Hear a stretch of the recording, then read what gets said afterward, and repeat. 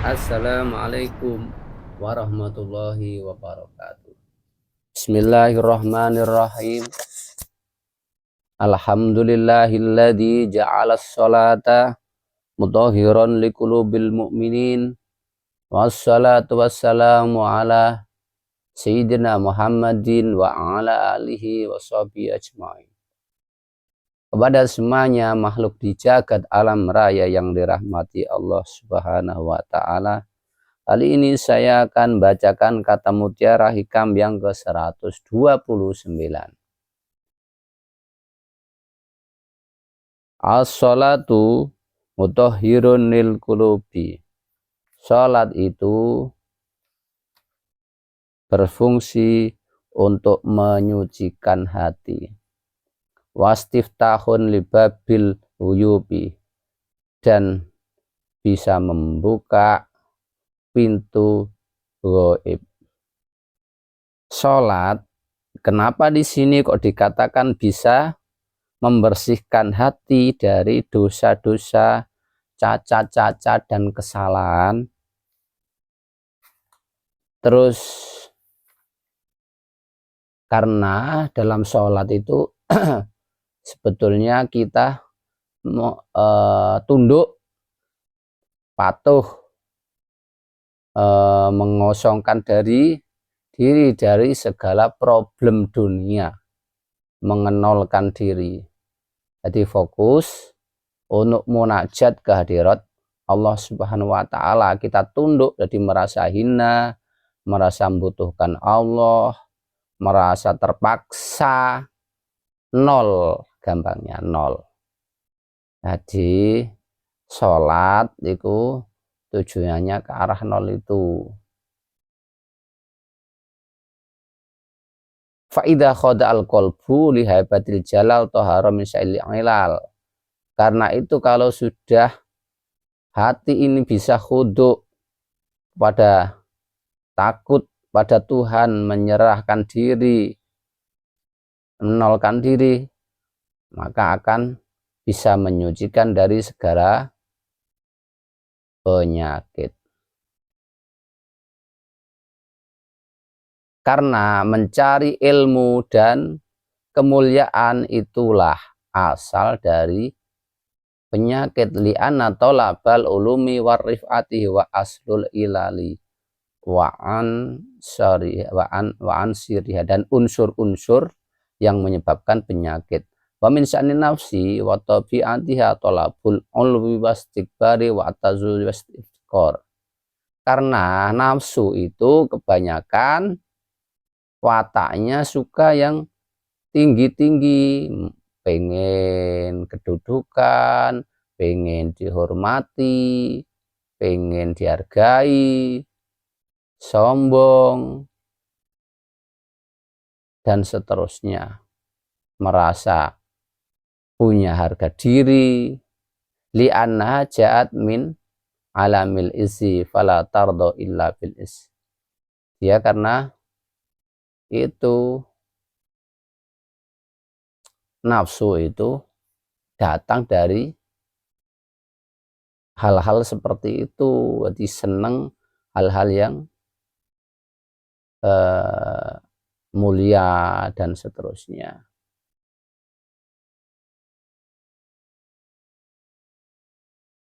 Fa'idha raqibat bihadil qalbi jismani radat hal qahriyah ilal ubudiyah wa ja'alat halaha babal wusul ila hadratir rububiyah.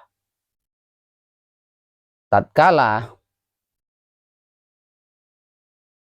badan itu tunduk kepada ibadah, maka menjadikan dia akan terbuka usul sampai kehadirat Tuhan.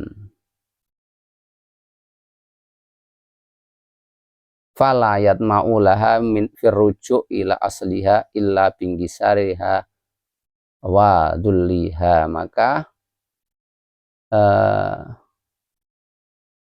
hati ini tidak mau taat, tunduk kembali ke hadirat Allah. Jadi diri kita yang asalnya ada roh tidak mau kembali ke hadirat Allah kecuali fisik ditundukkan, fisik ini dihinakan.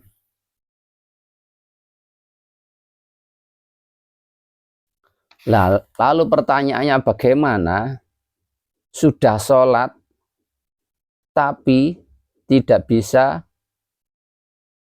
tanha anil fahsya wal mungkar, sebagaimana dalam Al-Quran apa hadis, inna sholata tanha anil fahsya'i wal mungkar, sungguhnya sholat itu bisa mencegah dari perbuatan keji dan mungkar. Sudah sholat, bahkan sregep sholat, tapi korupsi mau. Sudah sholat, sregep sholat, bahkan menjadikan ibadah lainnya juga sregep, terus masih melakukan hal-hal lain.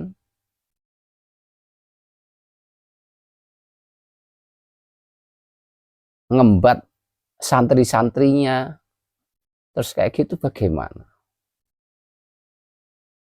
Ya, berarti sholatnya belum sampai tahap ini. Jadi sholat sebetulnya ketundukan rohaniyah itu, hubungan rohaniyah, ruh pada Tuhan.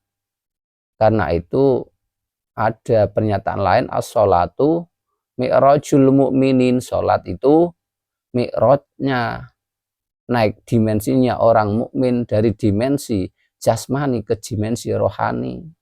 Berarti sholatnya kalau sudah berkali-kali tapi masih melakukan hal yang keji dan mungkar, berarti sholatnya dia nggak sampai kerongkongan.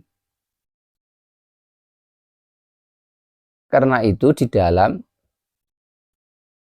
Al-Quran juga dikatakan, fawailul lil musallin, celakalah orang yang sholat. Kenapa celaka? Fawailul musallina ang sholatihim sahun, dari sholatnya yang lalai. Jadi sholatnya yang gak tembus rohani, gak tembus rohaninya, gak nyampe kepada Allah, gak ada ketersambungan, gak tunduk. Karena itu juga sholatnya gak bisa mi'raj, gak bisa naik. Karena sholatnya hanya jasmani saja, maka tidak ada pengaruh terhadap dirinya, tidak bisa menghindarkan fisiknya dari tanha anil fahsya wal mungkar. Padahal di hikam yang selanjutnya ke 130, as-sholatu mahalul munajati, sholat itu tempatnya munajat, tempatnya berbisik, berbincang-bincang kepada Allah Subhanahu wa ta'ala.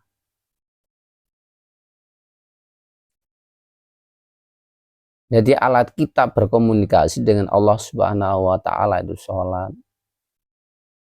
Al-munajat iya al-musarah wal mukalamah ma'al ahbab. Famunajatul abdi rabbahu bitilawah wal kar, wa munajatur rabbil abdi bitafahum wal fathi wa raf'il astar.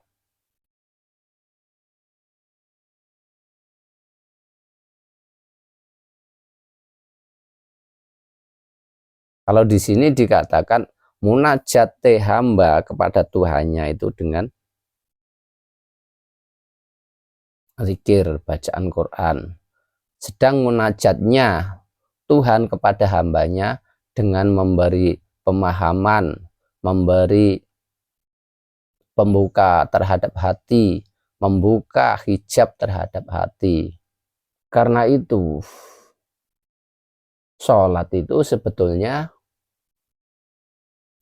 alat kita untuk konektivitas kepada Allah Subhanahu wa ta'ala, sebagai yang kita sebut bagian ya lu. Setelah terkonek dengan Allah Subhanahu wa ta'ala, lalu gimana? Digunakan untuk ibadah selanjutnya, jihad fisabilillah. Kalau dulu zamannya Nabi ya perang. Kalau sekarang ya zamannya medsos, zamannya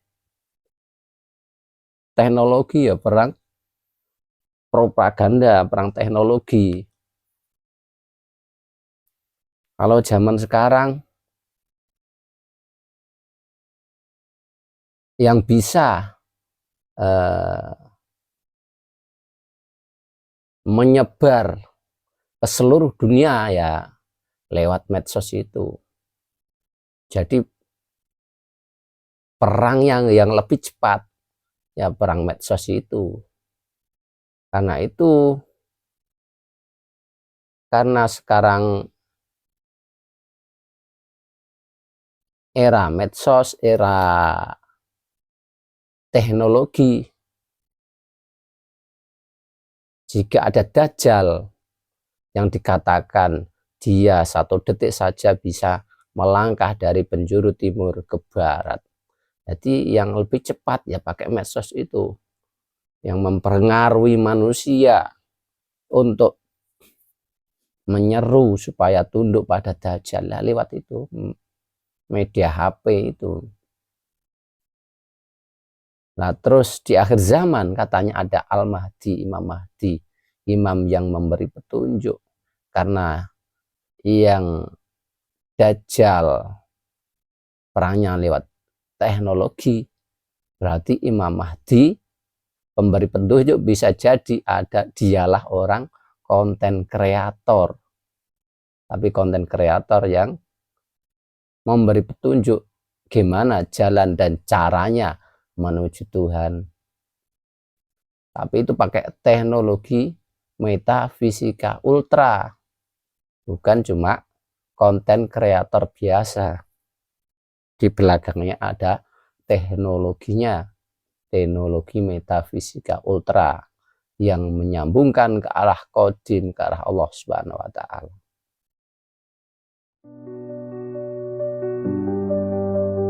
Demikian, semoga bermanfaat. Wallahualam. Assalamualaikum warahmatullahi wabarakatuh.